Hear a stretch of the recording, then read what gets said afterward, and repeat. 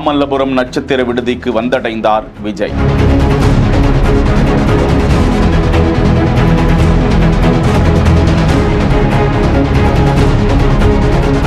க்கும் மேற்பட்டோரின் குடும்பத்தினர் 150க்கும் மேற்பட்டோரை நேரில் சந்தித்து ஆறுதல் கூறுகிறார் விஜய்.